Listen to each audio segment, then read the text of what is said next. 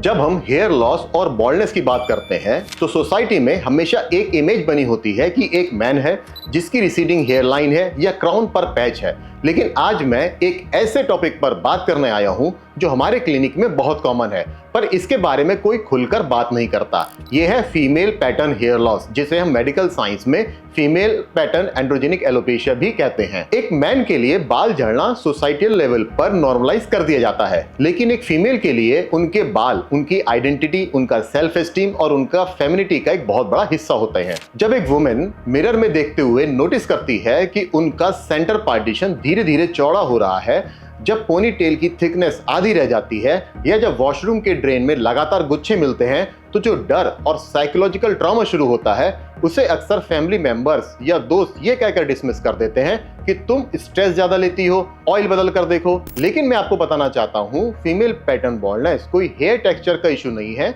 ना ही ये normal hair fall है जिसे रेगुलर हेयर ऑयल या स्पा ट्रीटमेंट से ठीक किया जा सके। ये एक प्रोग्रेसिव मेडिकल कंडीशन है। नमस्ते, मैं हूं doctor Gaurav Garg, dermatologist and hair transplant surgeon. रोज मेरे क्लिनिक में ऐसी फीमेल पेशेंट्स आती हैं जो लगभग रोते हुए बोलती हैं, डॉक्टर मैं सब कुछ ट्राई कर चुकी हूँ पर मेरी स्कैल्प अब साफ दिखने लगी है। और जब मैं उनका ट्राइकोस्कोपी स्कैन करता हूँ तो पता चलता है कि गलत होम रेमेडीज और कॉस्मेटिक प्रोडक्ट्स की वजह से उन्होंने अपना थेरेपेटिक विंडो यानी सही इलाज का समय मिस कर दिया है। इस वीडियो में हम फीमेल पैटर्न हेयर लॉस का पूरा क्लिनिकल साइंस समझेंगे। आज हम बात करेंगे कौन सा हार्मोन इंफ्रास्ट्रक्चर क्या है जो बालों को पतला करता है, लडविग स्केल क्या है और आप अभी किस स्टेज पर हैं, कौन से डायग्नोस्टिक ब्लड टेस्ट करवाना मैंडेटरी है, सही साइंटिफिक मेडिकल ट्रीटमेंट्स क्या हैं और फिनेस्ट्राइड या मिनॉक्सिडिल लेडीज में कैसे यूज किए जाते हैं, और एडवांस मैनेजमेंट यानी पीआरपी, जीएफसी और एक्सोसोम्स, साथ ही साथ हेयर ट्रांसप्लांट फीमेल्स में कब सेफ होता है और कब करना चाहिए। चलिए सबसे पहले उस मिथ को तोड़ते हैं जो लोग सोचते हैं कि फीमेल पैटर्न बॉल्डनेस मेल्स की तरह होती है। मेल्स में हेयर लॉस हमेशा फ्रंटल रिसेशन यानी हेयर लाइन का धीरे धीरे पीछे जाने से शुरू होता है, लेकिन फीमेल में फ्रंटल हेयर लाइन ज्यादातर केसेस में इंटैक्ट रहती है। उनका हेयर लॉस सेंटर पार्ट से शुरू होता है और पूरे स्कैल्प पर धीरे धीरे डिफ्यूज तरीके से स्प्रेड होता है। ऐसा क्यों होता है? इसके पीछे तीन बड़े ट्रिगर्स हैं जो स्कैल्प के अंदर चल रहे होते हैं। सबसे पहला ट्रिगर है एंड्रोजन एस्ट्रोजन बैलेंस यानी हार्मोनल शिफ्ट। फीमेल्स की बॉडी में मेजॉरिटी दो हार्मोन्स का बैलेंस चलता है।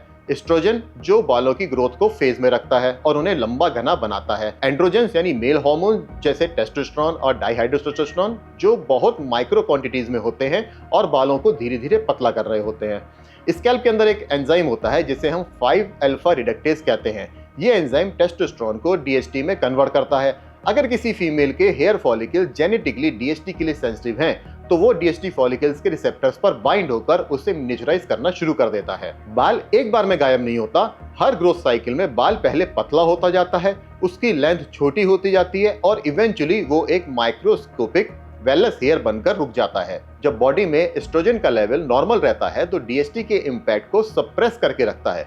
लेकिन लाइफ में दो ऐसी स्टेजेस आती हैं जहां पर एस्ट्रोजन ड्रॉप होता है। पहला है पीसीओएस जहां मेल हार्मोन्स सडन स्पाइक हो जाते हैं। दूसरा है मेनोपॉज जब उम्र के साथ 45 से 50 की एज में एस्ट्रोजन नेचुरली ड्रॉप हो जाता है और एंड्रोजेंस डोमिनेट करने लगते हैं। अगला ट्रिगर है एंजाइम डेफिशिएंसी। फीमेल्स के फ्रंटल हेयर लाइंस में एक एंजाइम बहुत हाई क्वांटिटी में होता है जिसे हम एरोमेटेज कहते हैं। एरोमेटेज का काम होता है मेल हार्मोन्स को एस्ट्रोजन में कन्वर्ट करना। यही रीजन है कि फीमेल्स की सामने की हेयर लाइन बची रहती है, क्योंकि वहां एरोमेटेज एक शील्ड की तरह काम करता है। लेकिन स्कैल्प के सेंटर एरिया में एरोमेटेज कम होता है, इसलिए सेंटर पार्ट के बाल सबसे पहले पतले दिखने शुरू होते हैं। तीसरा ट्रिगर है सिस्टमिक एम्पलीफायर्स। जेनेटिक्स के अलावा तीन ऐसे साइलेंट विलेंस हैं जो इस जेनेटिक थिनिंग की स्पीड को 5 गुना फास्ट कर देते हैं। सबसे पहला severe ferritin deficiency. Iron stores low होने से फॉलिकल सेल्स डिवाइड नहीं हो पाते। नेक्स्ट है थायराइड डेफिशिएंसी। हाइपोथायराइड और हाइपरथायराइड दोनों हेयर सेल्स के मेटाबॉलिज्म को फ्रीज कर देते हैं। एंड लास्ट में है क्रोनिक टीलोजन एफ्लुवियम। प्रेगनेंसी के बाद, हैवी स्ट्रेस या क्रश डाइटिंग के बाद सडन हेयर फॉल होता है जो बचे कुछ वीक जेनेटिक हेयर फॉलिकल्स को भी कोलैप्स कर देता है। डर्मेटोलॉजी में फीमेल पैटर्न हेयर लॉस की सीवियरिटी को इवैल्यूएट करने के लिए एक स्टैंडर्डाइजेशन टूल यूज करते हैं जिसे हम लडविग स्केल कहते हैं। इसमें 3 मेजर स्टेजेस होती हैं। आप खुद को मिरर में देखकर अपनी स्टेज का अंदाजा भी लगा सकते हैं। सबसे पहली स्टेज है लडविग स्टेज 1। इस स्टेज में हेयर लॉस बहुत सब्टल होता है। आपकी फ्रंट लाइन बिल्कुल नॉर्मल दिखती है, लेकिन कई बार जब आप अपने सेंटर पार्टीशन को देखेंगे तो आप नोटिस करेंगे कि लाइन थोड़ी चौड़ी हो गई है, जिसे हम क्रिसमस ट्री पैटर्न भी कहते हैं। बालों का ओवरऑल वॉल्यूम थोड़ा कम होने लगता है और पोनी टेल पतली होने लगती है। ये अर्ली स्टेज है और यहाँ फॉलिकल्स पूरी तरह जिंदा होती हैं और इस स्टेज पर रिवर्सल सबसे ज्यादा आसान होता है। इसके बाद आती है लडविग स्टेज 2 यानी मॉडरेट थिनिंग। यहाँ सेंट्रल पार्ट लाइन काफी हद तक चौड़ी हो जाती है और जब आप नॉर्मल रूम लाइट या धूप में खड़े होते हैं तो टॉप स्कैल्प की स्किन यानी स्कैल्प विजिबिलिटी बढ़ जाती है। बालों का टेक्सचर एक्सट्रीमली थिन और लिम्प हो जाता है। बाल बिना किसी वॉल्यूम के स्कैल्प पर बैठ जाते हैं।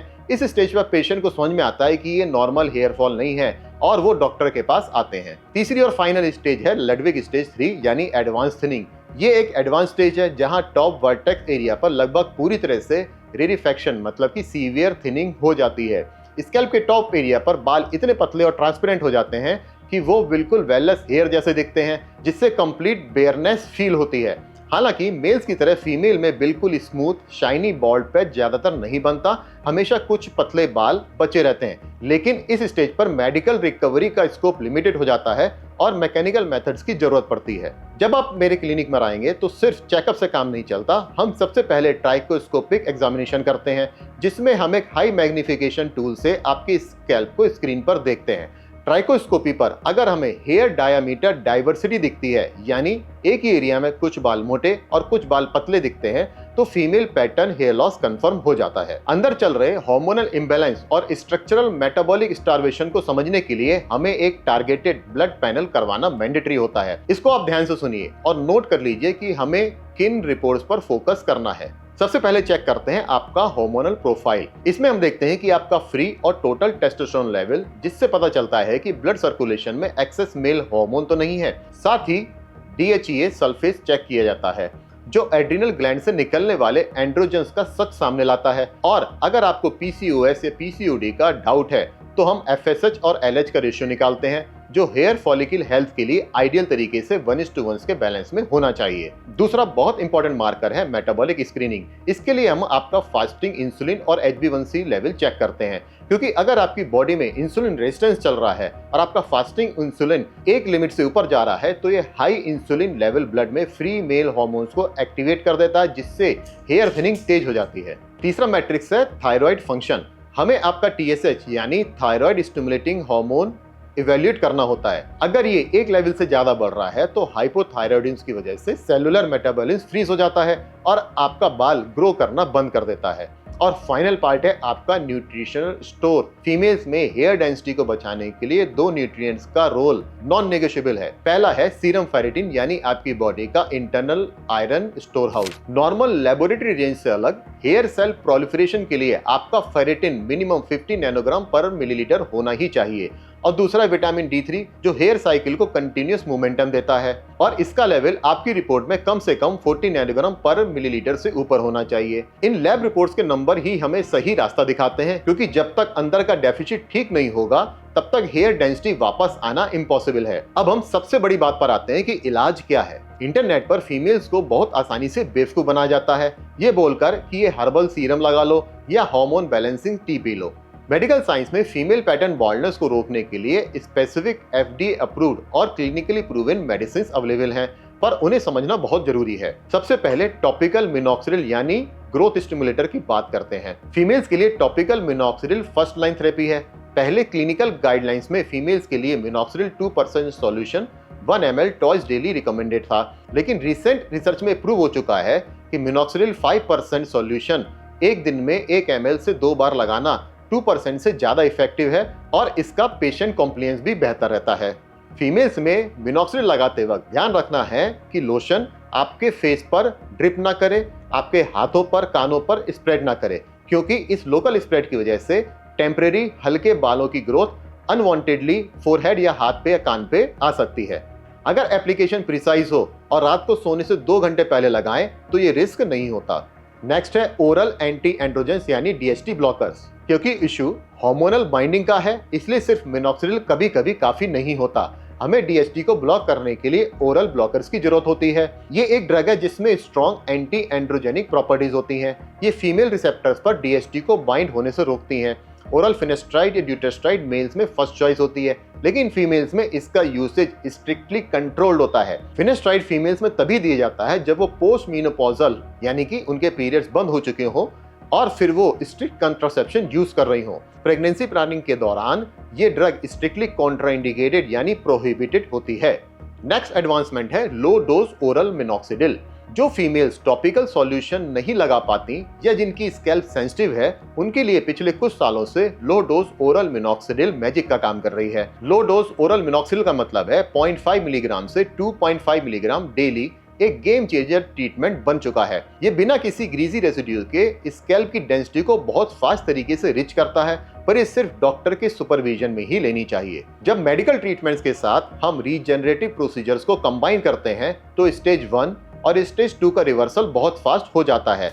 इन थेरेपीज का मेन रोल होता है थिन हेयर स्ट्रैंड्स के डायमीटर को मोटा करना और कंटिन्यूस यूसेज में जो फॉलिकल्स हेयर नहीं बना रही हैं उनको हेयर बनाने के लिए प्रमोट करना। पीआरपी में हम आप ही के ब्लड से प्लेटलेट रिच प्लाज्मा निकालते हैं और जिसको हम स्कैल्प में इंजेक्ट करते हैं। प्लेटलेट्स में पीडीजीएफ और वीईजीएफ होते हैं जो नए ब्लड वेसल्स बनाते हैं। जीएफसी यानी ग्रोथ फैक्टर कॉन्सेंट्रेट ये पीआरपी का अपग्रेडेड एडवांस वर्जन है। इसमें सेल डेब्रिज नहीं होते, डायरेक्ट प्योर ग्रोथ फैक्टर्स होते हैं जो लैब में आइसोलेट करके स्कैल्प में पुश किया जाता है। फीमेल्स के लिए जीएफसी बहुत कंफर्टेबल होती है क्योंकि इसमें पेन और इन्फ्लामेशन लगभग 0 होता है और इसके रिजल्ट ज्यादा प्रिडिक्टेबल होते हैं। पीआरपी और जीएफसी के बाद जो सबसे लेटेस्ट एडवांसमेंट है उसको हम एक्सोसोम्स कहते हैं। एक्सोसोम्स वो एसेलुलर मॉलिक्यूल्स हैं जो कि दो सेल्स के बीच में इंफॉर्मेशन कैरी करते हैं।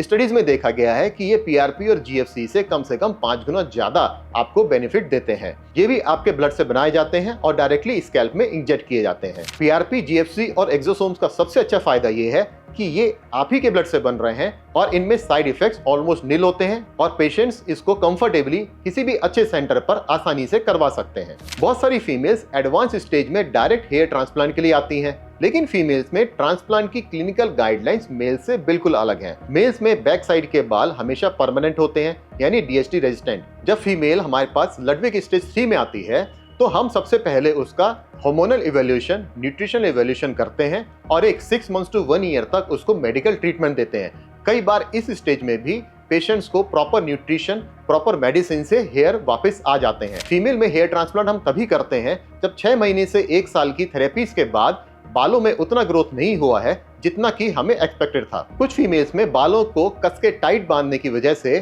फ्रंटल हेयर लाइन रिसीड हो सकती है जिसको हम ट्रैक्शन एलोपेशिया कहते हैं और उसके लिए हम पेशेंट्स को बताते हैं कि आपको बालों को थोड़ा ढीला बांधना है और यदि सीवियरिटी ज्यादा हो गई है तो उस जगह पर हमें ट्रांसप्लांट का सहारा लेना पड़ सकता है। तो इस पूरे डिस्कशन को कंक्लूड करते हैं। फीमेल पैटर्न हेयर लॉस एक ऐसी कंडीशन है जो आपकी फिजिकल हेल्थ को हार्म नहीं करती, पर ये आपकी मेंटल पीस और इमोशनल हेल्थ को पूरी तरह डिस्ट्रॉय कर देती है।